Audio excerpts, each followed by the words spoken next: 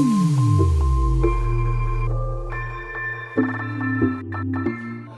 teman-teman semua, ketemu lagi dengan saya Yusuf Maulana sebagai Duta Edukasi Perubahan Perilaku dari Satgas COVID-19 BNPB. Nah, jika pada video sebelumnya saya sudah mempraktekkan tutorial bagaimana cara mencuci tangan dengan baik dan benar. Jika kalian belum nonton, silakan klik di deskripsi di bawah ini. Nah, pada kali ini saya akan menjelaskan atau membagikan informasi dengan teman-teman semua yang belum mengetahui tentang cara penyebaran virus corona. Nah, di sini saya akan menjelaskan empat jenis penularan virus corona ke tubuh manusia. Penyebaran virus corona itu yang pertama melalui droplet. Nah, apa sih droplet itu? Jadi droplet itu adalah ketika kita sedang bersin, kan, James begitu. Nah, itu yang keluar dari mulut kita itu adalah partikel-partikel kecil, dan partikel itulah yang dinamakan droplet.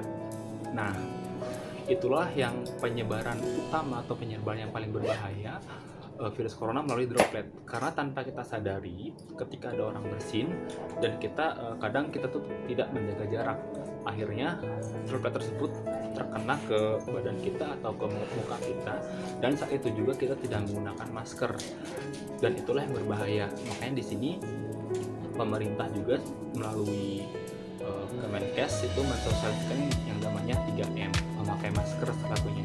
Jadi masker itu sebetulnya untuk melindungi kita dari droplet tadi, ya. Ketika ada orang bersin, ketika kita sudah memakai masker, dan itu sebenarnya sudah aman, ya, sudah aman dari virus itu, ya.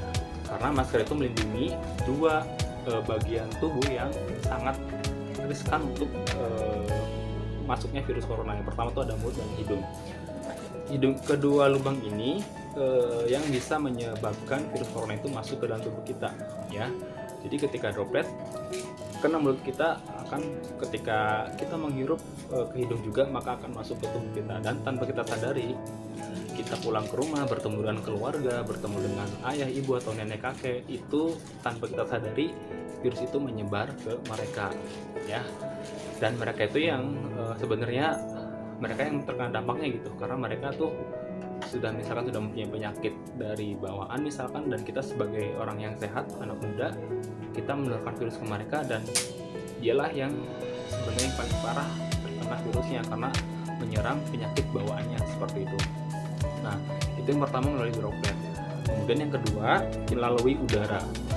Dan ini sempat menjadi heboh juga beberapa bulan ke belakang, bahwa masyarakat dihebohkan bahwa virus corona bisa menyebar melalui udara. Namun di sini WHO menegaskan lagi bahwa virus corona yang menyebar melalui udara itu adalah ketika suatu ruangan itu tidak ada sama sekali ventilasinya. Contoh misalkan seperti pabrik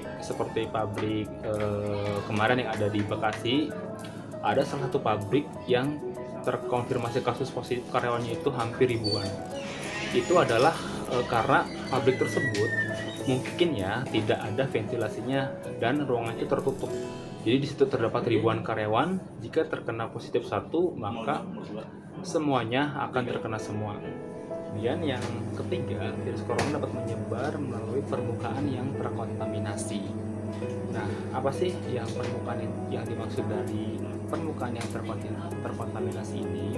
Jadi contohnya seperti masyarakat ketika sedang melakukan aktivitas di luar, kemudian mereka seperti ada meludah atau bersin, dan itu menempel di benda-benda mati, ya, seperti misalkan contoh di halte atau di kereta atau di jalan-jalan umum lah, seperti itu.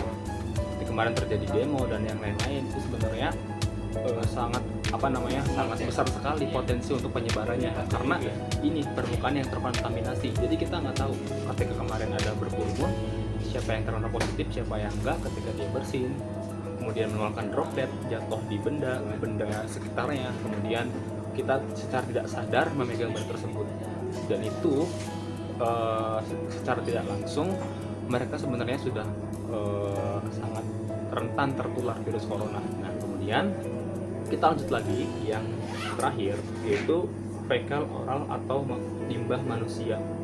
Nah, mungkin sedikit bagi kalian mungkin yang belum tahu penyebaran virus corona ini melalui fekal oral atau limbah manusia.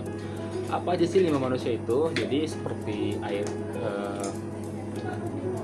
air kencing, kemudian ada kotoran seperti BAB dan yang lainnya. Nah, di sini menurut WHO limbah manusia juga sebenarnya bisa menularkan virus corona itu. Tetapi sampai sekarang dari WHO pun belum mendapat kabar atau sedikit yang tertular melalui limbah manusia ini, karena memang ya itu sifatnya kotoran ya. Jadi kotoran itu ketika kita di kamar mandi, yaitu kotoran itu kan sudah terbawa ke kesolokan lah dan tanda kutip. Nah, di sini pentingnya bagi kalian atau bagi teman-teman semua untuk menjaga sanitasinya misalkan di kamar mandi atau di wastafel tempat cuci piring. Nah, itu sekarang lebih dibersihkan lagi secara berkala. Kemudian yang terakhir, berharap virus ini cepat berlalu, kemudian vaksin juga datang ke Indonesia, kemudian kita disuntik dengan vaksin agar kita juga terlindungi dari virus corona ini, agar ke depan kita bisa hidup normal seperti biasa.